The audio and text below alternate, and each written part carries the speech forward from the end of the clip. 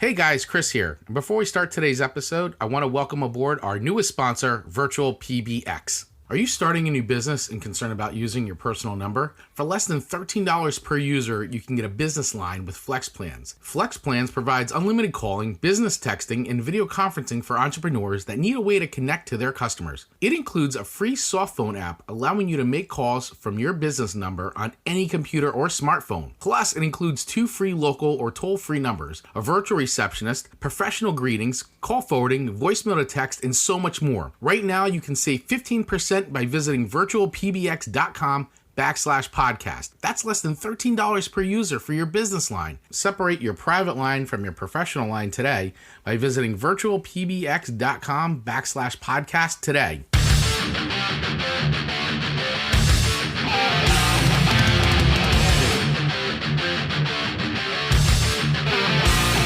Hey everybody, and welcome to the show.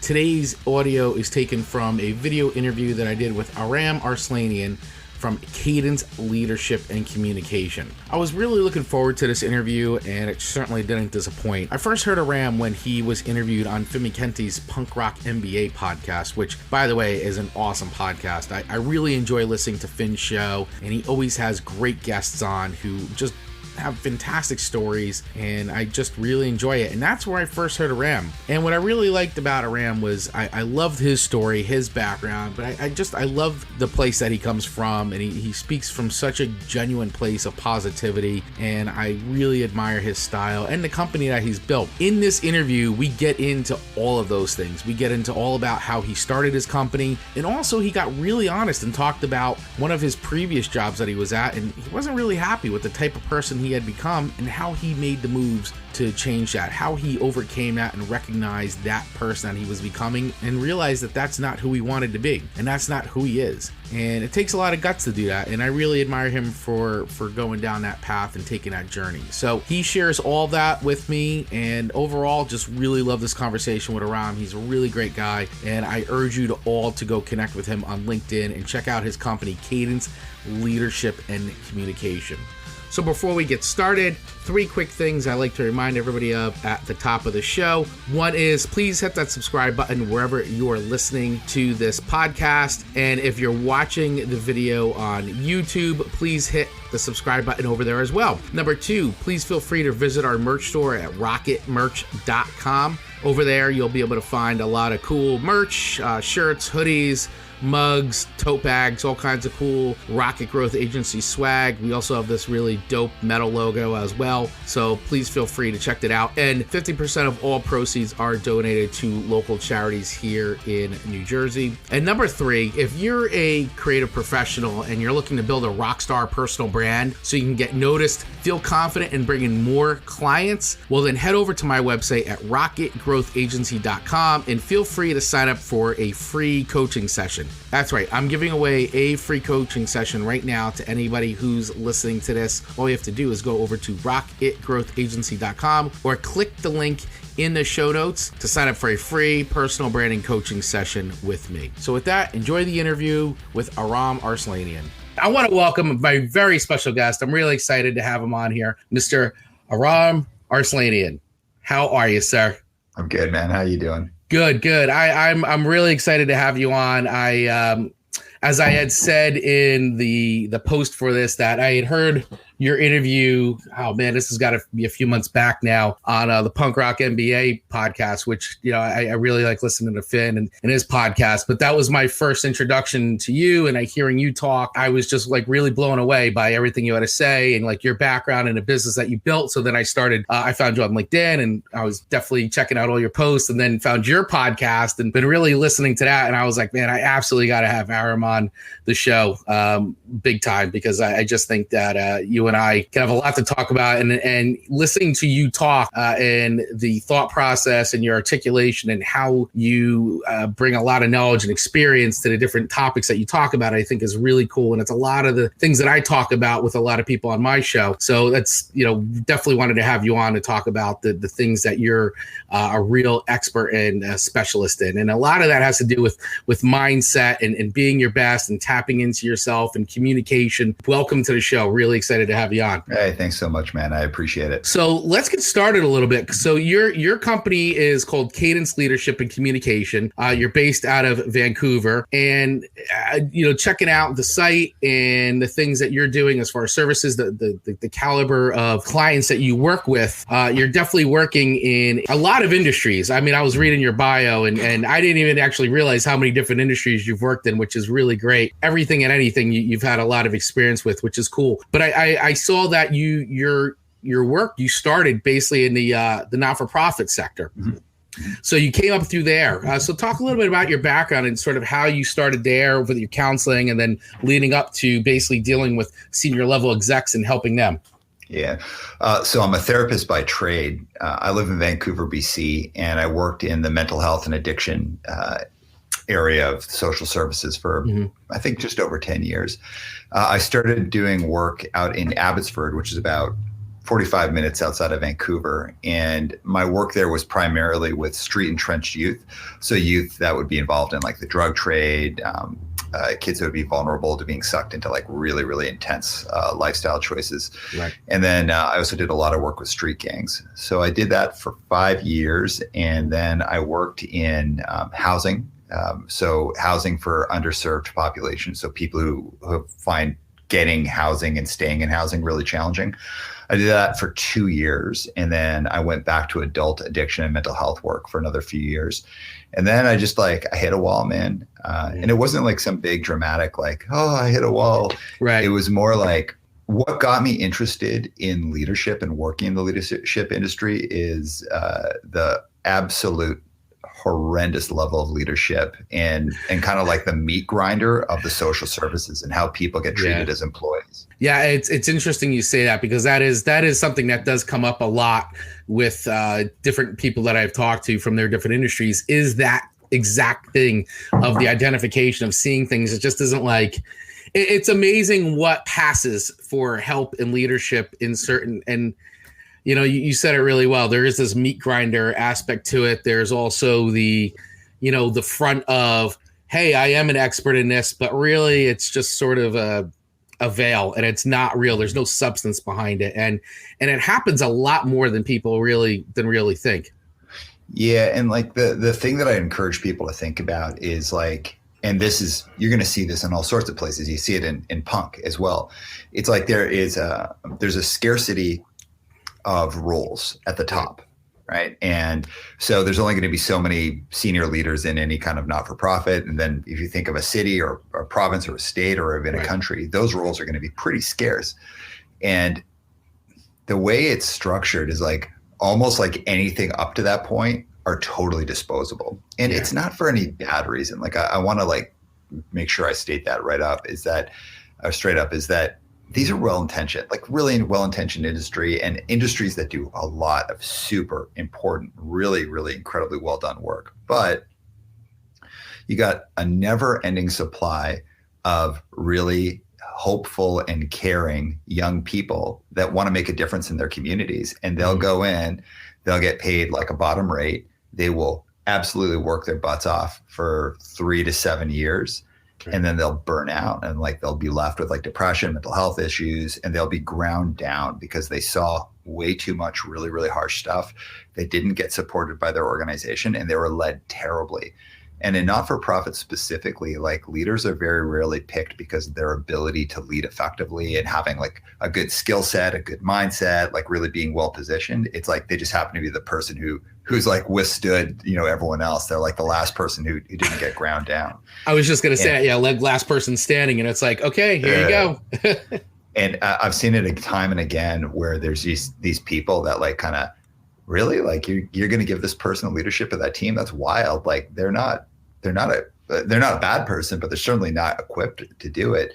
And then the next thing you know, you've got that person goes to the next level. You've got these people who are leading these multi-million-dollar not-for-profits that are doing good work, but they're doing a lot of that good work off of grinding down these really well-intentioned people.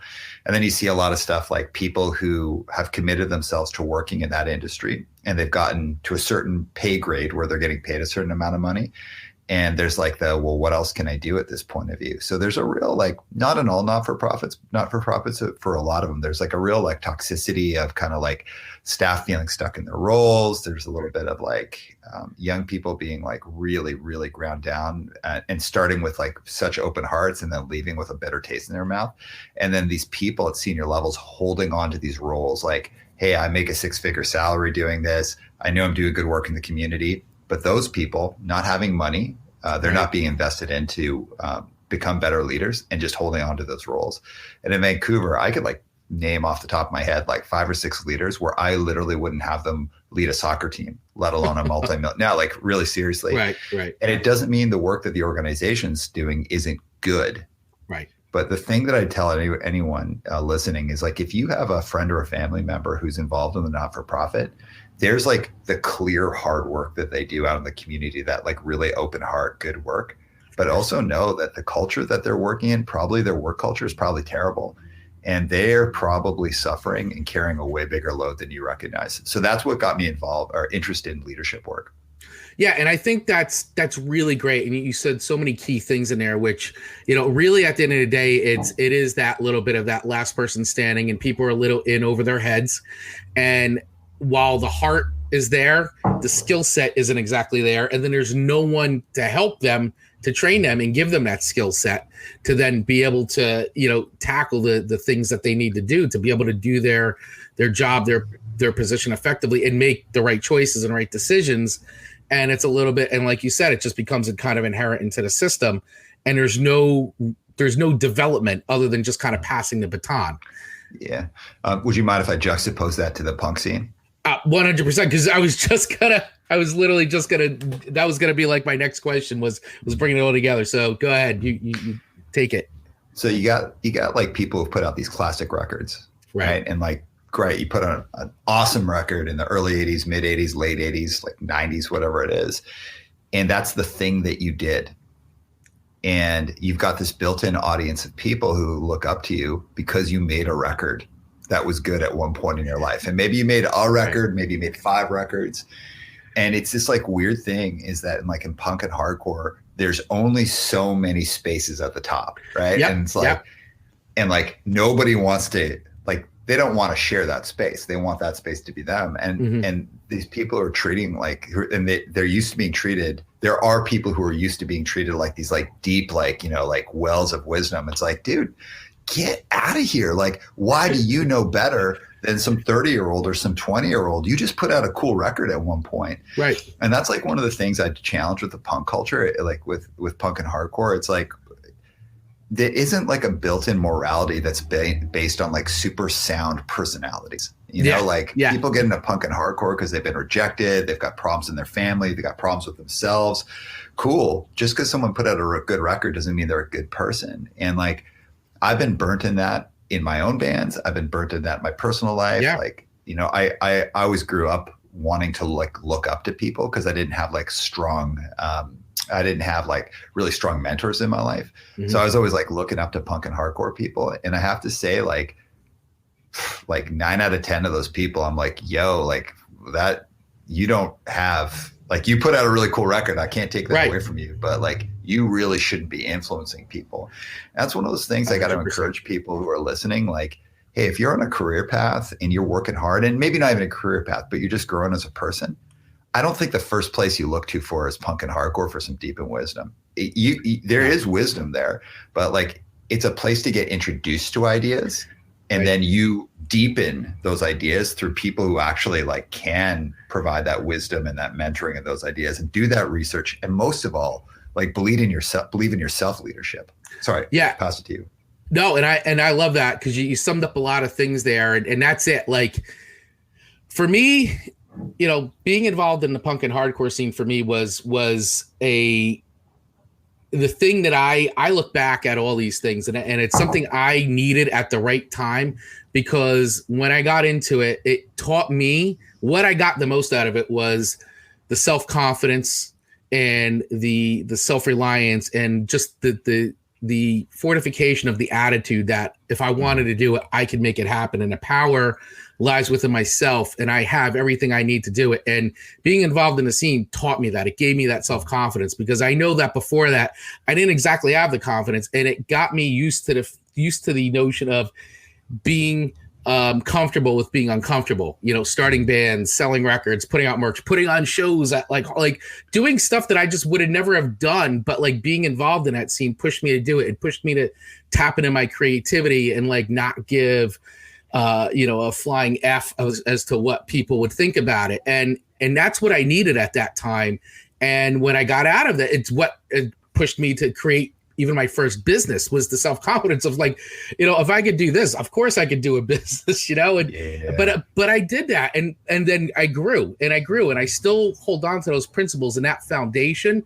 But much like you said, I didn't just stay there. Like I do respect those principles, and it's stuff that I teach people. I repackage it as a different way, but it is that sort of stuff. But I learned that there, and then it enabled me to grow and develop. And what you said is an excellent point of this is a great foundation. It introduces you to these ideas, but don't stop there. Totally. Well, like I'll just say, like, punk is such a cool place to learn ideas, and I believe it's like, really is. Like almost nobody can figure things out better than punks. Because they that's like part built into the culture. You got a problem, get a punk on it. That's like it. and I love that, and I love the I'm not going to ask for permission. I'm just going to do it. I'm going to figure it out. All of that. But there are some things like Billy Rubin from Half Off in an interview a few years ago said something like, someone was like, hey, what's something you've really learned in the past few years? And it was like, oh, I grew up in punk thinking that my opinion on everything mattered. And I had to like really realize that like my opinion on very specific things matter, but on other things, there's not, like, nobody asked me my opinion. Like, it doesn't matter. Right. And that kind of entitlement of like my ideas must be heard in all situations is actually like a pretty toxic idea, because like there are like way smarter people. There are people who like, who am I as like, a dude who grew up in Calgary, Alberta, middle class, to speak on certain things. Like there's tons of stuff that I should like listen, learn. Punk and hardcore is like weird because it can give people this like entitlement that like you have the best idea in the room and that you have the right to like criticize and critique everyone, where it's like, yo, there's so much to learn from people, especially people who aren't part of punk and hardcore. Like, get off of this weird judgment train you're on. So like punk and hardcore is like a really cool thing in like, period. I wouldn't be anywhere in my life without it. Like I don't even know where I'd be. It can hobble people, and it can go from like something that helps you exponentially grow to something that can trap your development as a person. And like, if your main idol is someone who put out a record in the 80s and 90s, and their main achievement in life is putting out that record in the 80s and 90s, you need to hold up a mirror to yourself and be like, where else can I get some wisdom? Yeah. Well said. Absolutely. And it is that way, because it's like, while punk and hardcore enables you, at least for me, once again, built the self-confidence, and you realize, wow, I have a voice and I could use it. And you realize the power of voice and opinions and thoughts.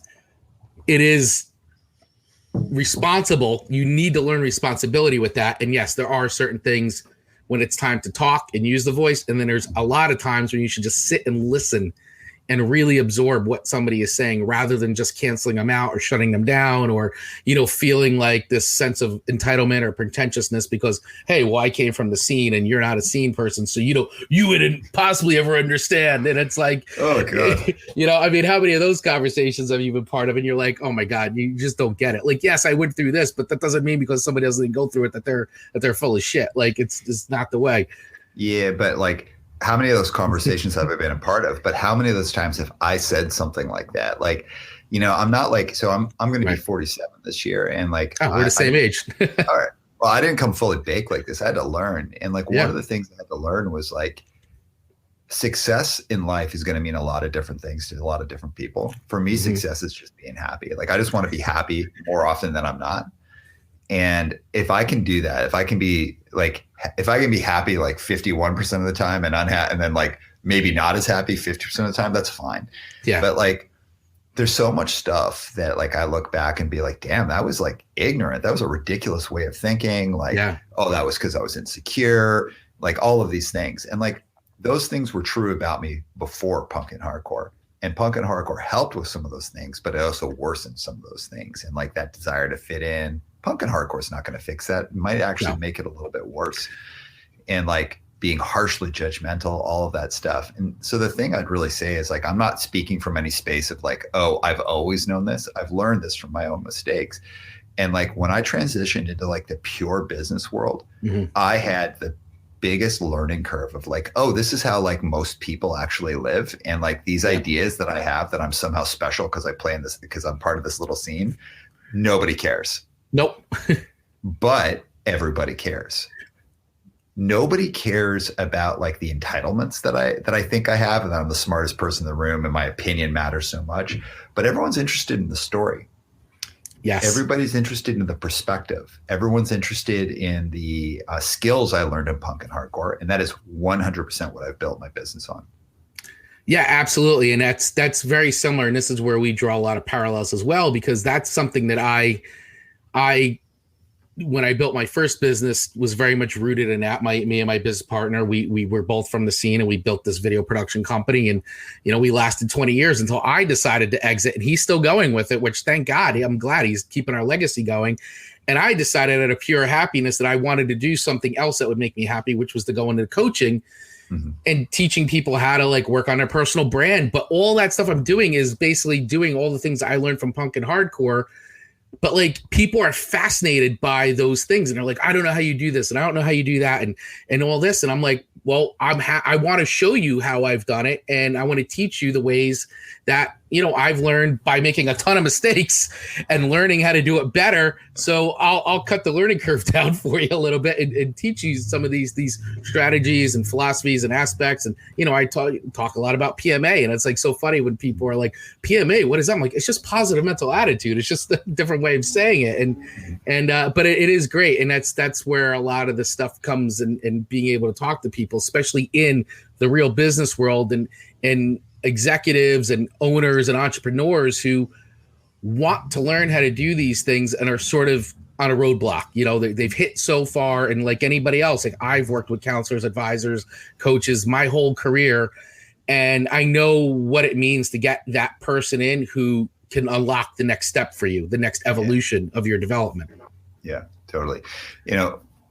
One of the things that I think, and again, I can't speak in generalities about punk and hardcore, and I, kind of like moving the ideas forward, like mentorship, having a mentor, or having a coach, or even that person that just kind of like holds up the mirror for you. Right.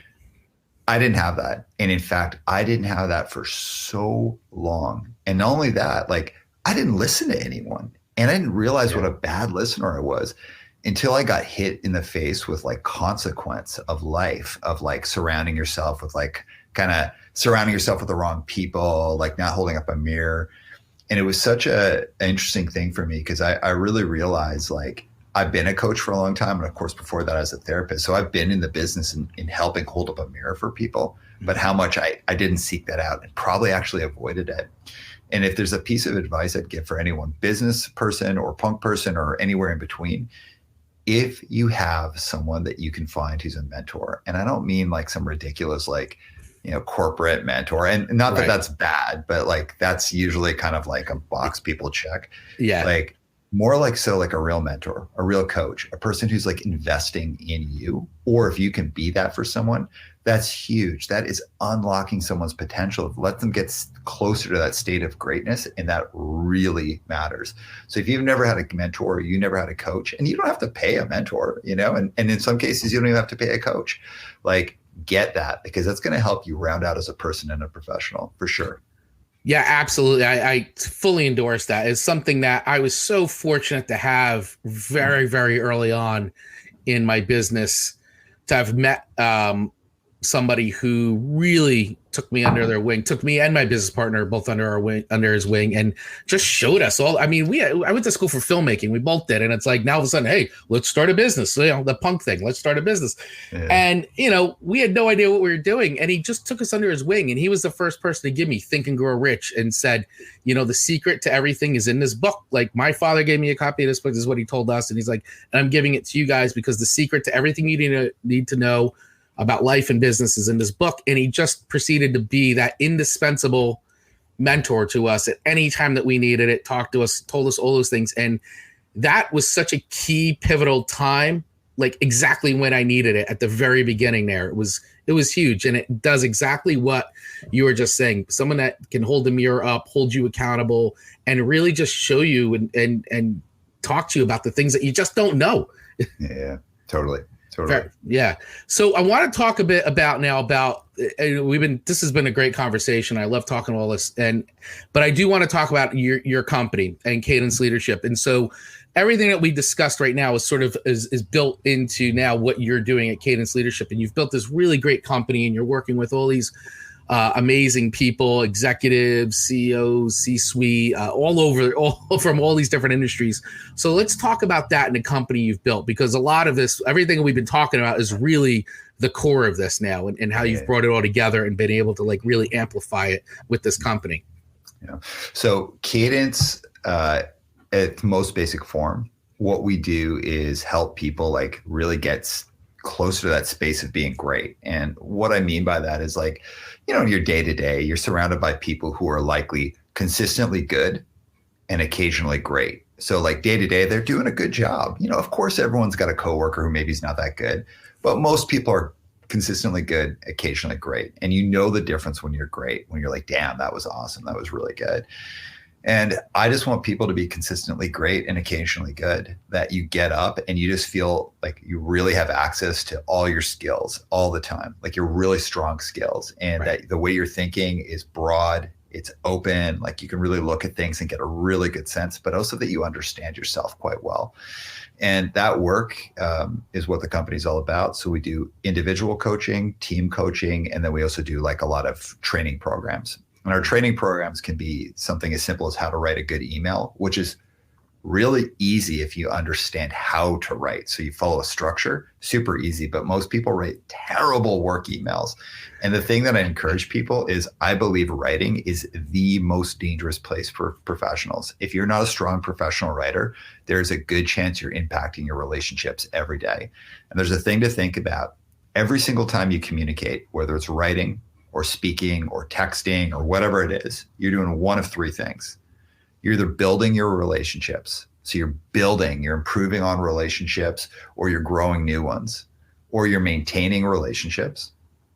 The thing about maintaining, which is mostly what we do in our day to day, we could be maintaining great relationships, or we could be maintaining really terrible relationships. Like think of those people you've worked with where you just can't figure out how to get out of this like difficulty you've got. Right. Or you're eroding a relationship. So you're either building, maintaining, or eroding. One of those three things every time you communicate. And what I'd say is in writing, people are like, really, that's the space where people like consistently erode their relationships, either through just like poor writing, you're not thinking through what you're saying, or like getting into fights through email. So like our courses could be as simple as writing email, how to have a tough conversation, how to do a good presentation, to much more complex things like how to basically like create and establish like a strong working alliance with a team. So we do courses. Some of those courses are based on like straight up skill set. And so skills of how to do something. And some of them are based on mindset, like a way you can think about things.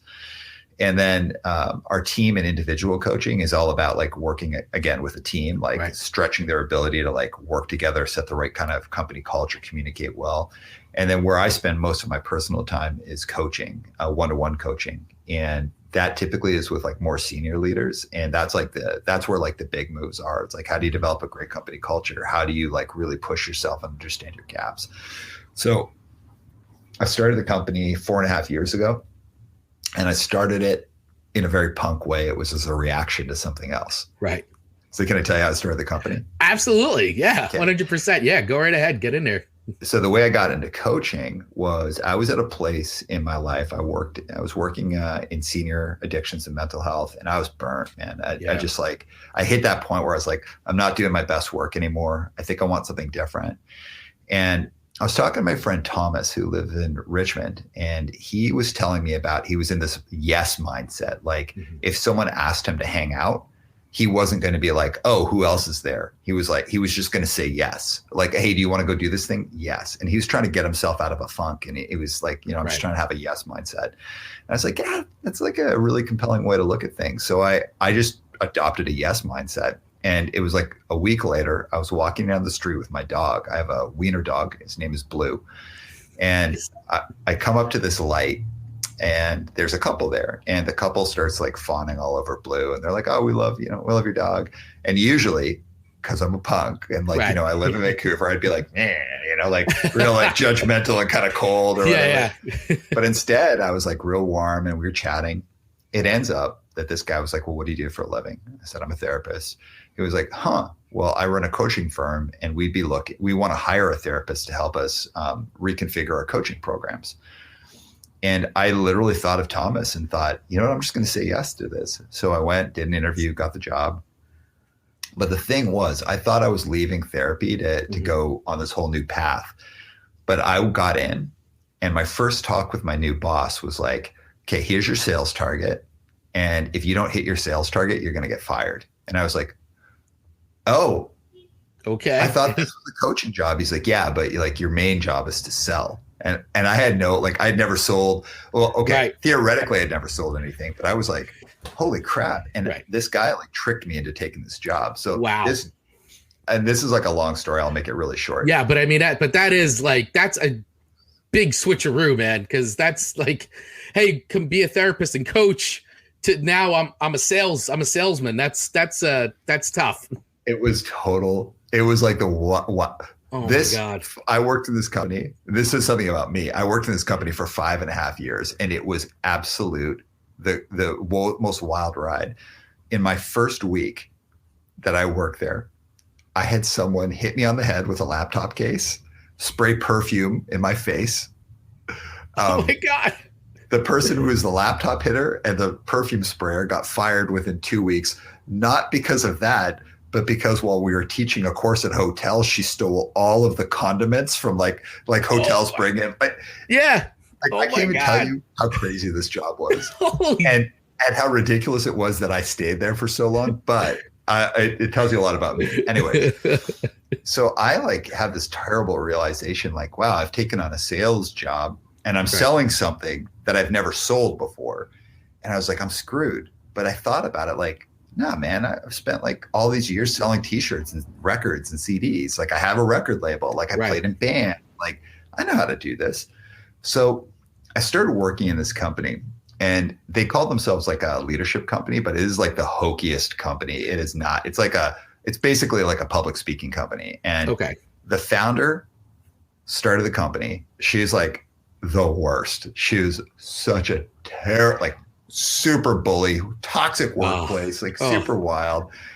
And then her son became the CEO. And this son, I can't even tell you. It's like gone from bad to worse, like kind of thing. Like right. But it was like just a kid who had never had a job in his entire life until he started working for his mother's company. Right. She hands him the keys.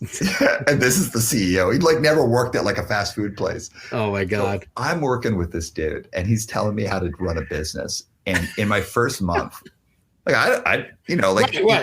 on one level, I had never run a business, but on a whole other level, I'd run a ton of businesses. Right. Like, exactly. Your band is a business. Your record label is a business. Yeah. You don't think about it at that time, but then when you start doing it, you're like, wait, I was doing business. Like that's business. Totally. So I started working with this dude, and he is the most clownish, and he's still to this day the most clownish person I've ever met in my entire life. Like just in like, I could tell you so many stories. I'll spare your listeners. Right. Anyways, one day he says to me, so I'd been working there at this point for about a month. He goes, hey,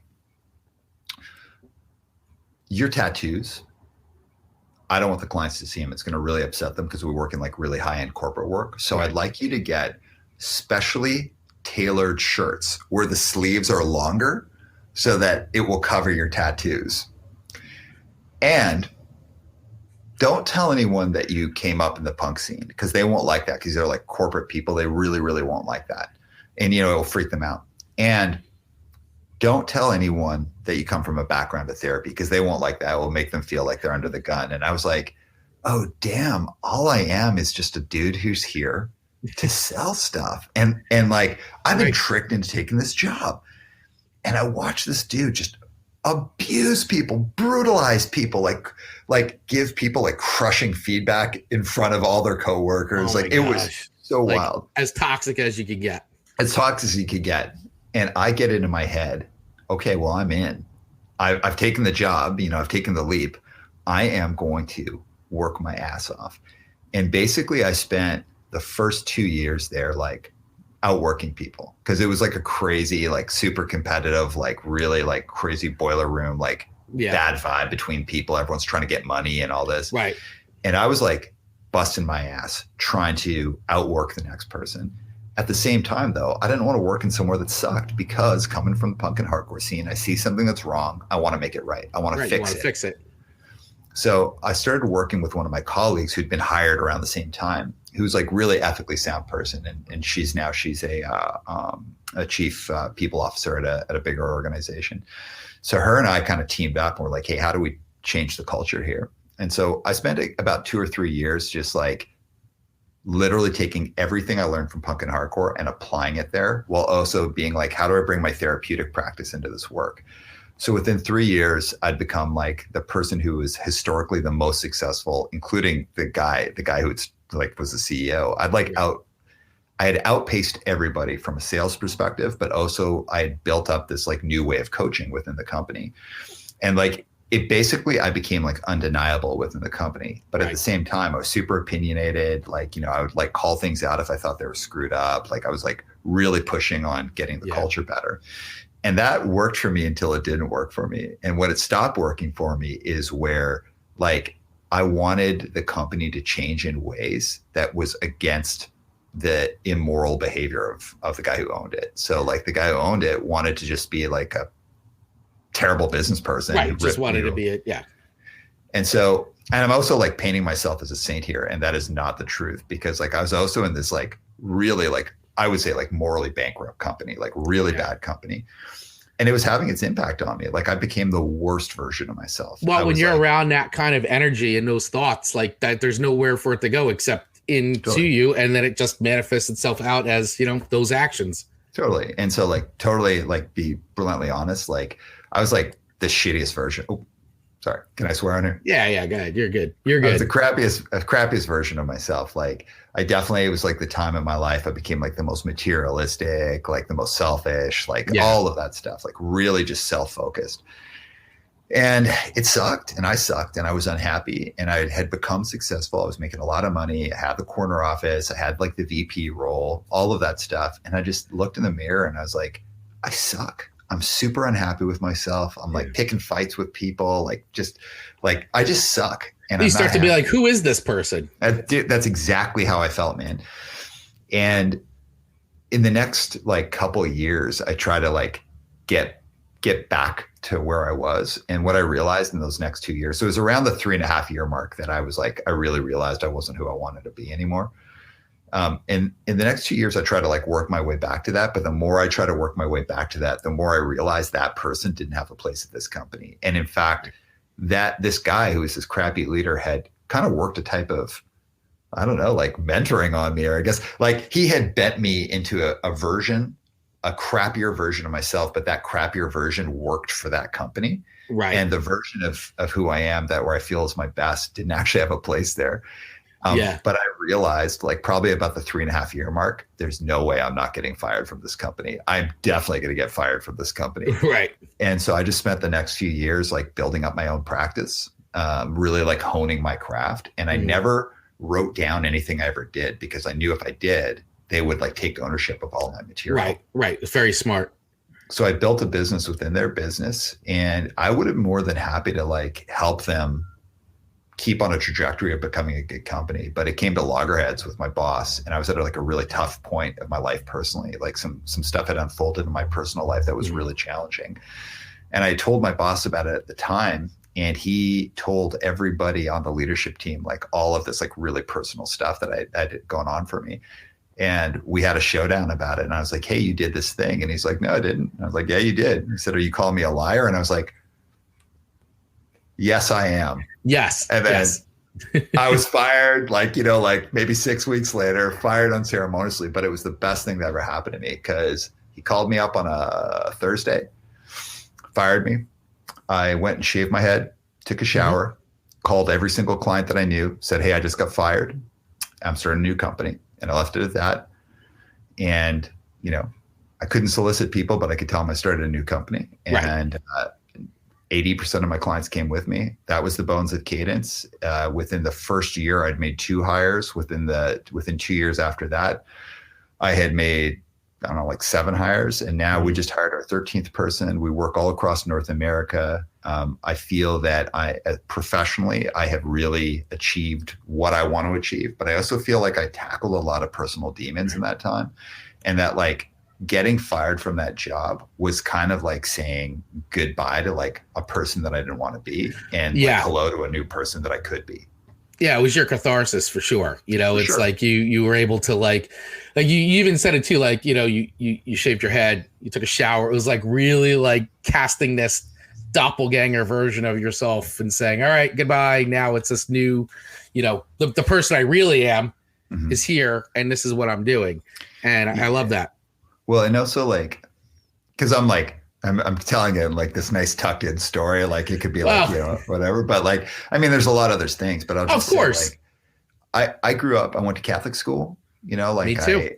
I grew up in punk and hardcore. So I was like exposed to ideas about morality, but like, man, you can work in a business with a really terrible leader and they can make you, and you can also make yourself the worst version of yourself. And I'd say in that period of my life, hands down, worst version of myself, made the worst decisions, things that I like deeply regretted, all sorts of stuff. And going through the fire that I went through in 2016 and coming out on the other end, not only did I come back to who I really am, I actually developed a better version of that person, like more confident, more insightful, can hold up a mirror, but also who's actually well suited to lead people and to teach that. So that's what Cadence is founded on. Yeah, I love that. I absolutely love that. And I'm glad. Thank you for sharing all that, because I think that it's really important, because it does set up the context as to how you got from one place to this and how you're able to bridge that and show others. See, this is great, because that's a great story. That's a great story of leadership, because true leaders know how to look at themselves in the mirror and look at that self and start with you first. Don't blame anybody else, because it lies squarely on yourself. And real leaders do that all the time.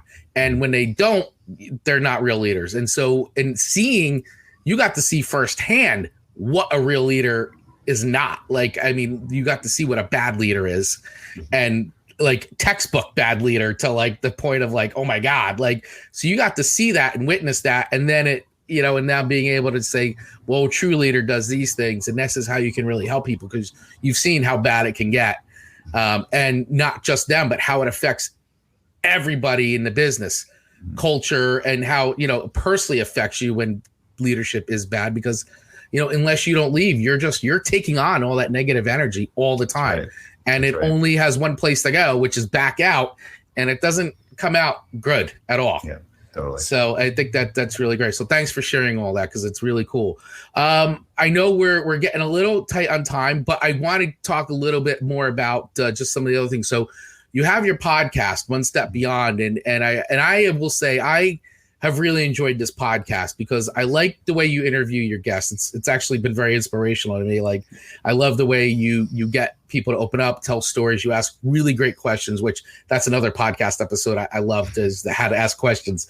You recently, the first one that I listened to was the Sherm's Bagels one. Oh yeah. And I was blown away, because I wanted to send that. I sent it right away to my friend who's in the throes of starting a barbecue smoke business. And, he was at a place, the place closed from COVID, didn't reopen. So but he really wants to do it. So he's been trying to figure out ways to do it. And we've been talking about this, like, dude, do it the punk rock way, like how we would do it. And when I heard that Sherm's Bagels episode, I was like, you have to hear this. This is 100% you as to where you're at. And I sent it to him, and now he's like, totally like, boom, he's making it happen.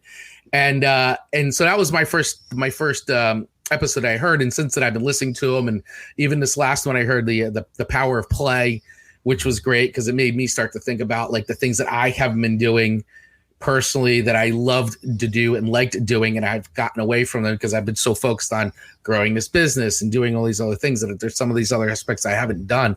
So it made me remember that. So talk about the One Step Beyond podcast a bit, because it's these great interviews, and it seems to me like in like kind of, I don't know if supplement's the right word, but it definitely comes from out of, I'd say, all your leadership and what you're working on with your clients, because it seems to be a direct line to that.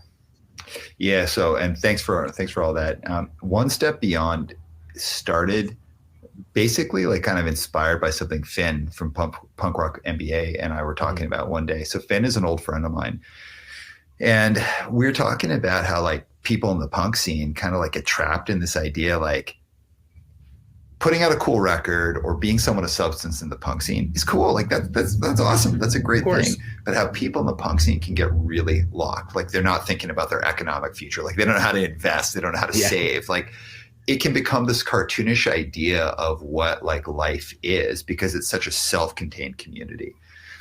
And I started thinking a lot about the people that I knew from punk and hardcore who were actually like really successful. And I don't mean monetary success. I mean like happy in life, have gone on to do other things while also keeping a foot rooted in punk. I became interested in that, but I also was interested in people that I feel like maybe they're not from the punk scene, but the way they go about leading their business has that kind of same attitude, you know, like that same, like not waiting for permission. Right. So initially when I started the podcast, I wanted to talk about topics. And so I started like picking topics and then I'd pick people. But to tell you the truth, I feel like I actually have now I'm a year and a half into the podcast. I feel like I finally just figured out what it's about. And it's not about a topic. It's about the person. And then as you listen to the interview, the thing about them becomes the topic, like that through line. Yeah. So John LaCroix, who was in 10 Yard Fight and now has like a very senior creative role in Walmart, his is like never give up. His story is wild. And so it's not the latest one. It is the latest one we just put out. It's so cool. And we didn't start with like never give up. It's just like, I was listening to his story. I was like, damn, John LaCroix is like huge heart. Like he went through hell to get that stuff. And he put himself to the test to do it. And so One Step Beyond, I'd say, is like stories from the business world or people who maybe aren't in the traditional business world, but conduct business. So like we just did one with someone who's I'm an artist who built his own audience, and he's be able to create a career for himself as a successful artist through building an audience. And I just want to understand like how people did it. Like, how did you build your business? Like, how did you like get through this stuff? But also like, how did you build yourself? Like, how did you lead yourself or others? And the thing, again, that I want to put out to people, and I'm not trying to harp on this, but like idols, like people you look up to, like there's a difference in my mind between a mentor and a coach. Like a mentor or coach would like find those things in you and help you hone that. Whereas like someone who you look up to an idol or wants to be someone's idol, it's like all your energy and attention goes into them. And you're only as good as what they give you from their perspective. I think like punk and hardcore is really set up to for idolizing people and giving people like false positions of like wisdom and influence, where it's like, I really encourage people to recognize that like your own wisdom, cultivating your own wisdom, your own leadership, your own greatness, those things, that's your goal. Like, don't sit on the sidelines and think someone else is incredible because they put out a record or they painted a painting.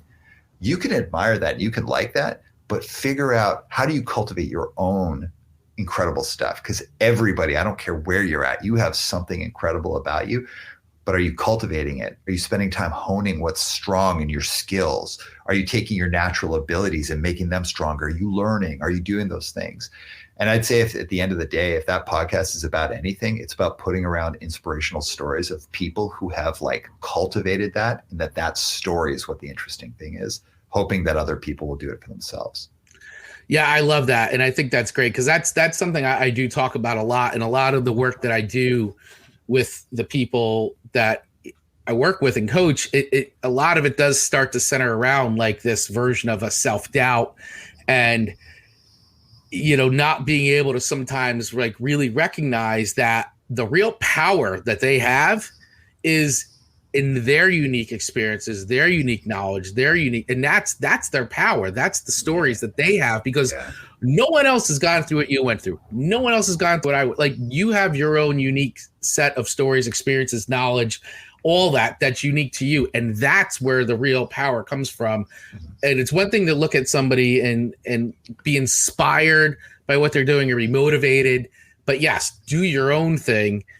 Take that inspiration and turn it into motivation for yourself, and realize that you're unique in your own way, and that's a power, not a weakness. Yeah, and like when we're saying this, like at least for me, I'm not telling everyone you got to fight for the spotlight or you have to like be waving your arms like, oh, look at me.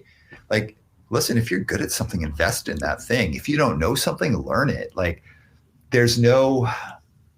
Okay, growing up Catholic, I always had this idea that I was heading towards something that I would get after I die. Right. Like the idea of heaven or afterlife. And like, I'm an atheist, and I don't hate on anyone who has, a religion. I'm not that kind of guy that's going to talk about that. The thing that I think stymies people though, on a pretty basic level, is the idea of like afterlife. And even if you're someone who does believe in that, no criticism here, right. But it's after life. Like, life is done at that point. Why are you putting yourself on the shelf waiting for some great reward at some point? Instead, it's like, invest in your life, invest in yourself, invest in the people around you, like build that stuff up. And when I started to really get keyed into the idea of like recognizing, and it wasn't really until I had a kid, like when I got a kid and then one of my parents got very sick, like within a very short time span, I realized like, holy crap, like my mortality is like actually within sight now. Mm-hmm. And it lit a fire in me in a way that nothing else has in my life, where I was like, I need to make every day as good as it could be. And that doesn't mean no bad days, because like, of course we have bad days. That's life. But like, I got to bring my energy to each day. I got to put my best foot forward, and I got to invest in myself. Doing that and having that kind of mindset means that you get to squeeze the most out of life, make the biggest impact, like make the biggest positive change, and like feel good. And the last thing I'll say about this, because I know we're bumping up against time, I have always been someone who, like, traditionally been terrified of criticism from other people. Like, I've always wanted to like fit in with people and like have a family, because I didn't grow up with a strong family bond. And something I realized, I'd surround myself with the wrong people. It doesn't mean they're bad people at all. But if you surround yourself with highly critical people, or you put too much stock in the critique of other people, you're going to fail. I don't know anyone who's successful who hasn't surrounded themselves with great people. And when I mean great, I don't mean rich. I don't mean they have these big titles, but they're great people. Being surrounded by great people lets you be great. Being surrounded by critical people means that you're going to have constant criticism from other people, but mostly from yourself. And I'd say, like, I'm a strong believer in completely believe your own shit. Believe in yourself 100%, but also be totally willing to be told that you're full of shit. And what I mean by that is that, like, you should listen to people's criticism. You should but not to shake you off of your path, but so that you can squeeze every drop of knowledge out of it. But in that criticism, that doesn't mean like listen to that person or listen to this person. It's that be smart about how you listen to people. Your worst enemy could actually have some pretty good criticism for you. And I would encourage people to digest that, but also be like, hey, this is coming from my worst enemy. So they're giving me criticism, but they're also like surrounding it with poison. Right. Take the wisdom and the learning, leave the poison. And being in the space of surrounding yourself with great people, it is the most important thing. Like, you got to do that. And then totally believe in your own shit, invest in your own shit. And if someone tells you you're full of shit, that's a huge gift. Agreed. 100%. So I think that's great. I'd want to ask you two quick questions. Please. Because this was something I'd heard on one of your podcasts. I think it may have been the Sherm's Bagels one, but I did want to ask you this. So just bringing it to music. I want to wrap it up on music. So underrated Canadian band everybody should be checking out. Personality Crisis. Awesome. Their LP Creatures for a While is like one of the greatest punk hardcore records that's ever. I mean, it's more punk, but I guess you can. Right. Yeah. But Personality Crisis, Creatures for a While. Second, Death Sentence, Not a Pretty Sight. Okay. That's awesome. And what is the biggest punk or hardcore record that made an impact on you? Which record made that, like, I know it's loaded because there's a lot, but like if you had to think of one that was like, wow, that was like hit me between the eyes. Bad Brain, self-titled. It's a good choice. Can I give you two more though? Yeah, man. Go ahead. Yeah, give me two more. But I like where you're going with this. Minor Threat. Well, I don't want to say like Minor Threat discography because I'd say the Minor Threat singles, and then Youth of Today, We're Not in This Alone. Yeah, that's a great one. Those are awesome. Cool. Well, awesome. I appreciate it, man. This was really, really wonderful. I appreciate your time and sharing and just telling your story. This is excellent. And this is exactly what this show is about, is people coming on, sharing, talking about their stories, talking about how they're helping others to lift them up and help them get over the things that they're experiencing in their life. And that's the reason why I started this show way back, which seems like 1,000 years ago already, but back last year when everything was shutting down, I said, well, at the very least, what can I do to help people? Well, let me do a platform where they can at least tell their stories and I can put it out to my network, and hopefully, that helps them get more business or helps them get some more attention or engagement. So, and since then it just has grown into, this great weekly show now. And I have great people like you coming on and being able to share your insight and knowledge and experiences and everything. So I am very thankful and very appreciative of that. So thank you for coming on. Hey, thanks so much for having me, man. Yeah, absolutely. And I want to thank everybody out there who is watching this live with us. Appreciate you all so much. Thank you. Thank you to everybody who's watching the replay of this and will be listening to the audio version. We will see you next week for another episode of Rocket Live. See ya. Thank you for listening to the Rocket Growth Agency podcast. Please subscribe on YouTube and all the places where you get podcasts. For more information about Rocket Growth Agency, please visit us at rocketgrowthagency.com. Don't forget, be yourself, be authentic, and always remember to rock it.